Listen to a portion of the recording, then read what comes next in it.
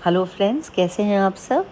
आज का व्लॉग भी हम बहुत ही सुबह सुबह शुरू कर रहे हैं और हम निकले हैं अपना एज़ यूजुअल मॉर्निंग वॉक के लिए। और इस वक्त लग रहा है जैसे पूरी कुदरत जगी हुई है। देखिए किस कदर खूबसूरत रंग बिरंगे फूल। वैसे जाड़ों की तो ख़ास बात यही होती है कि जाड़े आते ही आपको हर तरफ, हर गली, हर चौराहे पे, हर लॉन में सबके आपको रंग बिरंगे खूबसूरत खिलते हुए फूल दिखते हैं। और ये तो अंदर से भी हमें इतना तरोताज़ा कर देते हैं और आँखों को कितने अच्छे लगते हैं। और लगता है ना कि दिन की शुरुआत ही हमारी बहुत ही खूबसूरत तरीके से हो गई। और देखिए कहीं कहीं अभी भी लाइट्स जल रही हैं क्योंकि पूरी तरह से उजियारा नहीं हुआ है। इस वक्त करीब 6:30 बज रहे हैं सुबह के। और बस हमारी वॉक भी अब ख़त्म होने वाली है, बट थोड़ा सा था तो मैंने कहा ये आपके साथ ज़रूर शेयर करें क्योंकि ये एक ऐसा वक्त है, बहुत ही मेरा पसंदीदा वक्त, जिसमें आप सिर्फ अपने साथ वक्त गुजारते हैं। ये देखिए कितने खूबसूरत फूल खिले हुए हैं। ये हमने थोड़े बाहर लगाए हुए हैं घर के। और बस कुछ दिनों के और मेहमान हैं ये फूल। फिर जैसे जैसे सर्दियाँ ख़त्म होंगी तो ये फूल भी साथ साथ ख़त्म होते जाएंगे। पर जितने दिन लगे हैं उतने दिन आँखों को बहुत ही अच्छे लगते हैं।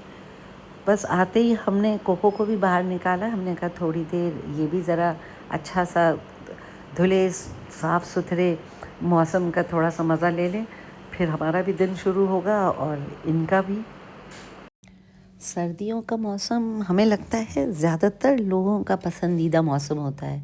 ना ही सिर्फ आपको हर तरफ रंग बिरंगे फूल दिखते हैं, बट इस तरह अलग अलग तरह की इतनी सब्जियां, इतनी हरी सब्जियां और इतनी वैरायटी आपको अवेलेबल होती है कि आपका दिल भी करता है रोज़ सब्जियां खाने में। अच्छा, हमारे यहाँ क्योंकि सभी नॉनवेज के शौकीन हैं, लेकिन हमारी कोशिश ये रहती है कि हम सिर्फ नॉनवेज खाली मटन या चिकन ऐसे ही ना बनाएं, बट सब्जियों के साथ बनाएं। तो हमारे घर में ना आपको बहुत कम सिर्फ मटन करी या चिकन करी, चिकन तो खैर बन जाता है लेकिन मटन बहुत कम अकेले खाली बनता है। ज़्यादातर हमारी कोशिश रहती है कि हम सब्जियों के साथ बनाएं। और हमने बच्चों को शुरू से यही आदत डाली है।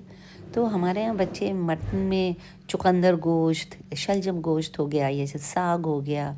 अब जैसे आज जो हम ये बना रहे हैं, ये सोया मेथी और मटर, आलू, टमाटर सब डाल के हम ये कीमा भूनेंगे। ये तो बहुत सबका पसंदीदा डिश है। ये हम खूब सारा बना के रख लेते हैं और ख़ास तौर से नाश्ते में पराठों के साथ सुबह बहुत ही बेहतर, बहुत ही बढ़िया लगता है। देखिए बहुत आसान डिश है। इसे एक्चुअली वन पॉट डिश आप कह सकते हैं।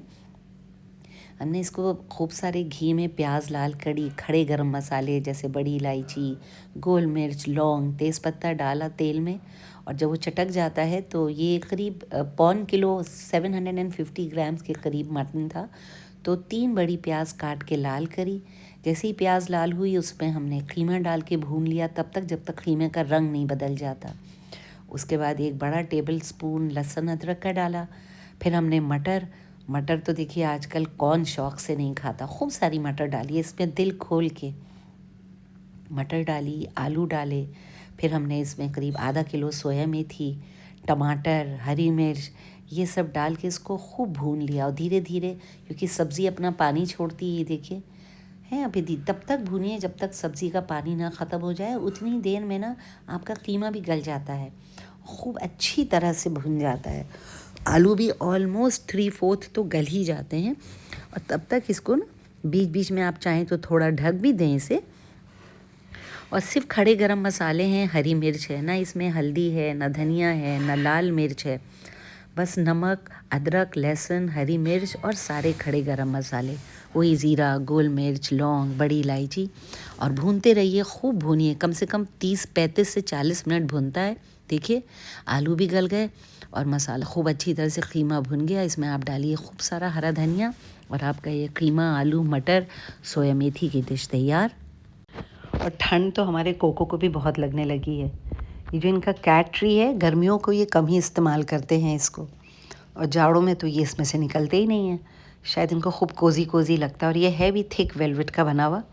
तो इनकी कोशिश यही रहती है कि इनको खाना भी हम यहीं दे दें। देखिए इनकी खाने की भी यहीं पे रखा हुआ है बोल, और ये बिल्कुल नहीं निकलना चाहते, खाना यहीं खाएंगे और फिर अंदर चले जाएंगे। तो इनको देख के पता चलता है कि हाँ, खूब ठंड बढ़ गई है अब। तो छुट्टियों में जब बच्चे भी घर पे रहते हैं तो कभी-कभी सबका मन करता है कि वही नॉर्मल दाल, चावल, सब्ज़ी, रोटी ना खा के कुछ मुख्तलिफ, कुछ डिफरेंट, कुछ अलग तरह से बनाएँ। तो अब के हमने बनाया ये पास्ता। सभी के घर में बनता है, इसमें कोई ख़ास चीज़ नहीं है।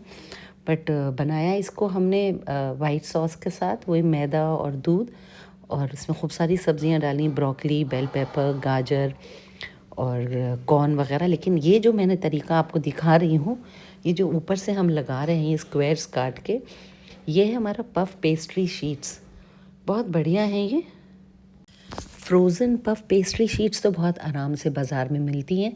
तो हमने एक packet frozen puff pastry sheets का लिया। बोरोसिल की डिश में नीचे हमने 2 शीट्स फिट कर दी अपने बोरोसिल डिश के हिसाब से। और ये बड़े बड़े स्क्वायर्स आते हैं, इनको हमने छोटे छोटे स्क्वायर्स में काट के, देखिए काट काट के इस तरह से हमने अपने पास्ता के ऊपर लगा दिया। उसमें खूब सारा मक्खन डाला और हम इसको दूध से ब्रश करते हैं। अंडा हम कम ही लगाते हैं ऊपर से। और फिर इसको हमने बेक करने रख दिया। तो 2 डिशेस में रखा, क्योंकि इस वक्त घर में हम हैं 6-7 लोग, तो एक छोटी डिश पूरी ना पड़ती। तो 2 डिश। और आप देखिए ये हम बीच में से आपको खोल के दिखा रहे हैं निकालने से पहले। तो ये पफ पेस्ट्री शीट जो है ना, खूब फूल के इतनी कुरकुरी हो जाती है, बिल्कुल जैसे पैटीज़ आप खाते हैं ना, पैटीज़ जिस तरह से लेयर में निकलती हैं, बिल्कुल उसी तरह से। ये देखिए। और ना ही सिर्फ देखने में अच्छी लगती हैं, और लगता ही नहीं कि आपने ये घर में बनाया है, और बहुत फिलिंग हो जाती हैं। फिर इनको आप काटिए स्क्वायर्स में और आप सर्व करिए और इन्जॉय करिए। तो इतनी बढ़िया लगी, बच्चों को बहुत पसंद आई, सब ने बहुत शौक़ से खाया। तो खैर ख़ुद को भी अच्छा लगता है जब आप कोई चीज़ बनाएं और सब लोग इन्जॉय करके खाएं। तो ये वाली डिश तो आप ज़रूर ट्राई करिएगा। अगर आप हमारा व्लॉग देख रहे हैं शुरू से, तो आपको अंदाज़ा तो हो गया होगा कि हमारे जो खाने हैं काफ़ी हद तक ट्रेडिशनल हैं। अब जैसे ये हमने अपना कीमा मटर, सोया मेथी, आलू टमाटर बनाया। ये चीज़ें ये हमारे यहाँ बहुत पहले से बनती चली आ रही हैं, और ये एक डिश थी जो मेरे वालिद की, मेरे फ़ादर की बहुत ही फेवरेट थी, और हर हफ्ते विंटर्स में एक बार तो बननी ही बननी थी। तो उसी तरह हमारी भी कोशिश रहती है कि कुछ चीज़ें ऐसी हैं, एक कुछ रिवायात जो चली आ रही हैं, उनको ख़त्म ना करके हम थोड़ा थोड़ा अपना भी एक कंट्रीब्यूशन करें। अगर ये चीज़ें हम बनाते रहें, बच्चों को भी खिलाते रहें, घर में बनती रहे, तो आगे बच्चे भी इनको शौक़ से खाएंगे। और ये डिशेस जो हमारी पुरानी डिशेस हैं, ये इसी बहाने ज़िंदा रहेंगी। नहीं तो आज के ज़माने में, ज़ोमैटो और स्विगी के ज़माने में, पुराने खाने कहाँ चले गए पता ही नहीं चलता। आज का व्लॉग हम यहीं ख़त्म करेंगे। उम्मीद है आपको अच्छा लगा होगा। अगर अच्छा लगा होगा तो प्लीज़ लाइक करिएगा, शेयर करिएगा, सब्सक्राइब करिएगा। और हमारी कोशिश यही रहेगी कि हम अपनी पुरानी डिशेज़ आप लोगों के साथ शेयर करते रहें। और अब मुलाकात होगी आपसे नए साल के साथ। दुआ है हमारी कि ये नया साल आने वाला आपके लिए ढेर सारी खुशियाँ लाए, सेहत के साथ सब खुश रहें, आबाद रहें। तो मिलते हैं आप सबसे नए साल पर अब।